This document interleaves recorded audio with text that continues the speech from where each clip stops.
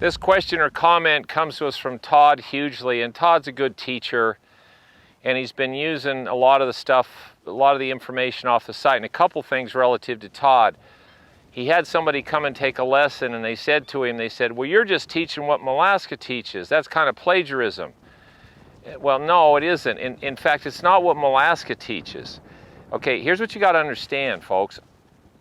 I haven't come up with any of this stuff. I mean, these are things that I have learned from other people. Now, unfortunately, most of what I've learned about golf swings and how to teach it hasn't come from golf instructors, because they didn't understand the human body, how it works, how joints work.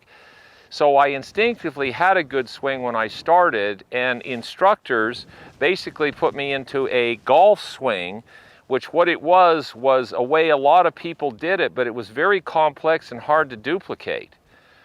So I've learned over the years from other people, so this isn't necessarily me.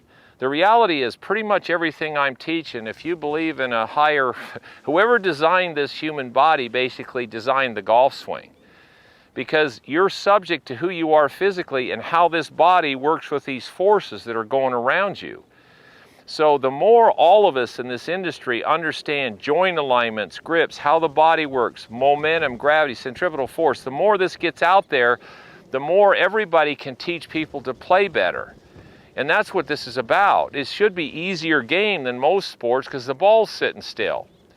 So Todd also talked about how much better people get if they once get their hands on the club correctly, which I would agree. And second of all, as they start to move, they start to feel how they offset the momentum of the club. Well, that's for sure. So for me, watching people, once they get their hands on the club and they start to get some face control, and then they understand that this body, as it moves, the key is to get this hip out of the way and get this hip out of the way. You feel like you're moving away from the ball, so you maintain the circle of the club. As soon as you don't move and you move closer to the ball, you disrupt what the swing is. So I'm standing here, and as I start back, I'm moving away and I'm moving away. So I'm constantly moving away from the ball. My right hip moves away, then my left hip moves away, which makes my right hip go forward. I was taught even, stabilize your right hip, which killed me, get off your right side and clear your hip, so it pushed me up into the ball. Now I offset the hip not moving by really twisting out of the way of it, which got me steep. And then they said, okay, now your hips this is staying, and you're creating this big coil. Now as you fire your hips, drop the club behind you to shallow the club. Well, it got so ridiculously complicated. All right, so I'm looking at that ball. I've got my grip, so all my hands have to do is this. I don't have to twist the face anymore. Now as this pushes away, it moves my center away, and when I start down, this leg pushes this hip back to meet this one. So I'm constantly pushing away from the ball, which basically accelerates the club out and into the ball. And my grip's on there, so when the weight of the club straightens my arms, what does the face do? It squares itself. My whole career I had a grip like this, and if I let it go, there's what would happen. So my right arm had to twist, which is where most people live in this game. So this is about information and ideas and concepts and skills. And if it makes you better, use it. And if you're a teacher watching this and it helps you teach other people, use it.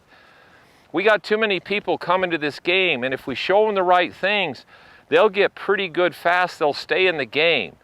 You take them down the rabbit hole of that complex movement pattern face rotation game, you're going to destroy most people. They won't stay with it and won't practice it enough to get really good at it.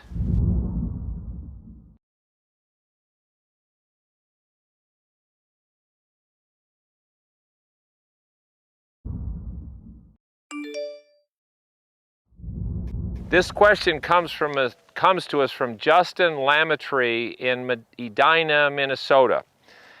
And he wants to know about, in doing the L to L, he says to do it correctly, where he gets the L to happen here and to get the L to happen over here, he says, is that I have to feel like my arms slow down so that the club can get to the proper L position. Well, that depends. It's not about your arms slowing down. Here's the reason people struggle with the L to L. Most people can make this one happen, but the reason they have a hard time hitting a ball and making the L happen on the follow through. So the reason that this L over here is hard for them to do,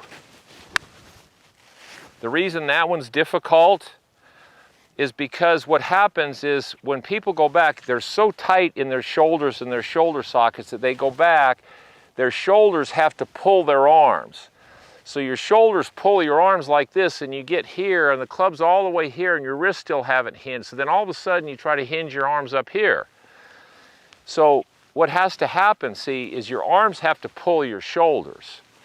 So when you said you want to slow your arms down, not really. You want to take the tension out of your shoulders so that your arm swing through the ball is what's pulling your shoulders. So your shoulders start your arms, but then your arms, this leg pushing out of the way, this left hip pushing out of the way, that's what accelerates the club head, and then you let the momentum of the club rehinge your wrist.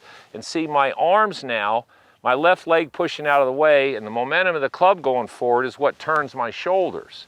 So it's easy for me to create this L because wherever I stop my arms, I can stop my arms any place. Why? Because my shoulders aren't pulling my arms. So when you're doing that L to L, do your shoulders turn? So here's the other question I get. Oh, so when you do the L to L, your shoulders don't move. I didn't say that. When I do the L to L, on the backswing, when I create this L, have my shoulders turned? For sure they have. So when I set up and I take the club back and I create that first L, have my shoulders turned? They've turned to 90 degrees. And there's the L. And then I start down and the club runs into the ball, and when the club rehinges up over here, have my shoulders turned? Yeah, they're turned right through.